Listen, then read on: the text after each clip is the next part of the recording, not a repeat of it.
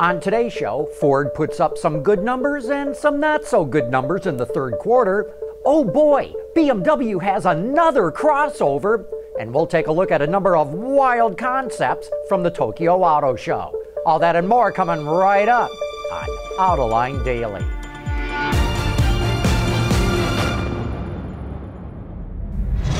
As you all know, this is Autoline Daily, the show for enthusiasts of the automotive industry.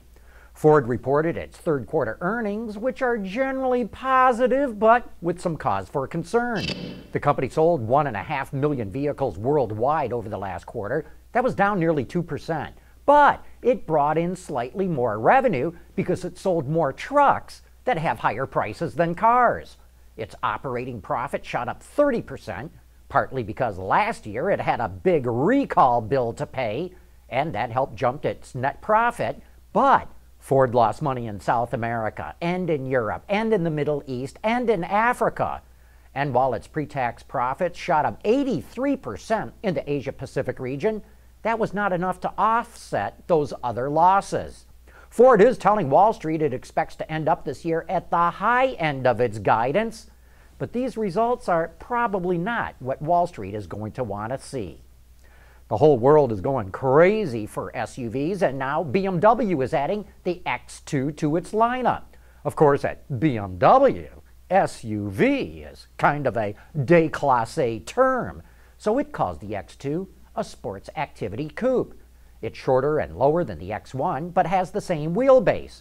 It's powered by a 2-liter turbo 4, mated to an 8-speed automatic, and it cranks out 228 horsepower and 258 pound-feet of torque, giving it a 0 to 60 time of 6.3 seconds. You can also choose the M Sport X package, which has its own unique trim and suspension setup. The X2 goes on sale sometime next spring. We're going to be back in just a moment with what caught our eye at the Tokyo Auto Show. Autoline Daily is brought to you by Bridgestone Tires, your journey, our passion. Dow Automotive Systems, advanced materials that deliver better results. Lear, a global leader in automotive seating and electrical systems. And by Hyundai, better drives us. We've heard people jokingly ask, hey, how come we can't cover vehicles in Nerf foam to make them safer? Well, the bubbly Flesby 2 from Toyota Gosei, which is a company that makes auto parts and LEDs, is covered in airbags that are backlit with lights to communicate with other road goers. The airbags are made from what the company calls e-rubber, which is a next-generation rubber that moves with electric power. Nissan took the wraps off the IMx, a pure electric crossover with fully autonomous technology. In its self-driving mode, the steering wheel retracts and the seats recline. It has a range of 600 kilometers, that's about 373 miles, and it is designed for ride-sharing. Subaru unveiled the VIZIV performance concept, and if that name sounds familiar, it's because Subaru used the VIZIV name on previous SUV concepts. But this is the first time it used it on a sedan. It has a number of advanced driver assist technologies that are integrated with Subaru's EyeSight driver assist system, and it could also be a preview for the next generation WRX. Yamaha is best known for its motorcycles and ATVs, but you're going to need a vehicle to transport them in, and that's where the Cross Hub comes in. Despite its small stature, this ute-like vehicle has enough room in its bed for a dirt bike or ATV and seating for 4, thanks to a unique diamond seating arrangement. Mitsubishi FUSO, which falls under the Daimler Truck umbrella, just announced it will electrify its entire range of trucks and buses in the coming years, and it's showing off its first concept. The E-FUSO Vision 1 is an all-electric heavy-duty truck. It can be equipped with up to 300 kilowatts of batteries, which will give it a maximum range of 350 kilometers, which is a little over 200 miles.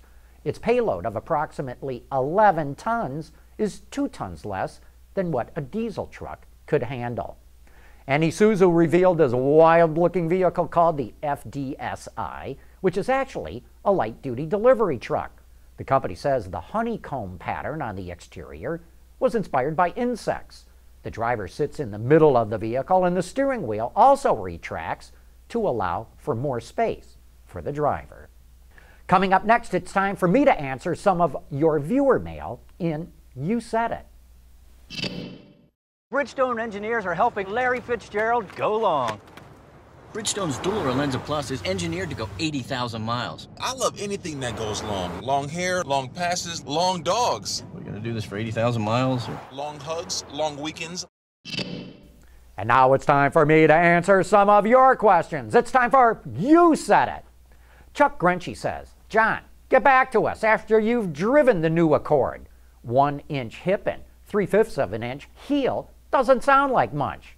And Chuck, of course, is referring to our report that Honda says the height difference between your hip and your heel while sitting in a car really affects how sporty it feels when you drive. Well, I've driven it, Chuck, and as a juror, I can tell you the Accord is a very strong contender for North American Car of the Year. You don't feel like you're sitting lower in the car because Honda did a great job of lowering the cowl and the instrument panel. So you don't feel like you're sitting on the floor. And the driving feel is pretty good. In fact, later today on Autoline After Hours, we'll have the Accord in the studio and 2 executives from Honda to talk all about it. So here's a great opportunity for you to take a deep dive into what the new Accord is all about. Lambo 2015 doesn't understand how electric cars can be used to help the grid. I don't understand how the EVs feed juice back into the grid. I mean, great. My car gets charged on off-peak hours, but then in the morning it's dead because it fed power back into the grid?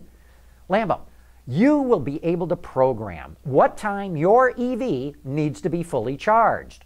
The system will be intelligent enough to suck electricity out of the batteries in peak time and pay you for that, and then it will recharge your battery in off-peak hours when electricity is cheaper. And it will start recharging the battery in time to get the juice you need when you need it. George Ricci says, I'm very surprised you did not call BS on Michael Robinett from IHS saying no automaker has plans to develop new piston engines. What about Mazda's HCCI engine and Infiniti's variable compression engine, just to name a couple off the top of my head? Well, what Michael Robinett said is that, according to his forecast, no automaker will develop a clean sheet piston engine after 2021. The Mazda and Infiniti engines are being developed right now. Barry Rector wants to know, with Polestar coming, need Tesla be worried about the competition? You bet it does, Barry. Polestar will be an all-electric luxury brand with beautiful styling and plenty of performance. So far, Tesla has had that space all to itself. But a whole bunch of automakers will soon be going after Tesla with some terrific electric cars. BY has a question.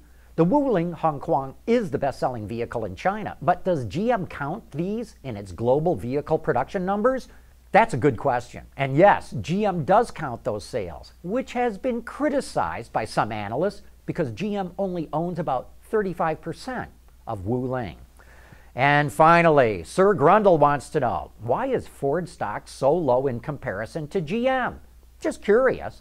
Look, first off, you cannot compare stock prices from one company to another. Ford's trading at $12 a share. General Motors is at $45 a share. That's meaningless. Ford has so many more shares out there trading. You have to look at a different number. The price to earnings ratio, the PE ratio. The higher the number, the better. Ford has a PE ratio of 12.6. GM is at 9.7. The market actually sees more value in Ford stock, but over the last quarter, Ford stock is only up 7%. GM is up 27%, so it's closing the gap. Hey, thanks for all your letters and comments. We really like how you make us think. But with that, we wrap up today's show. Thanks for watching, and please join us again tomorrow.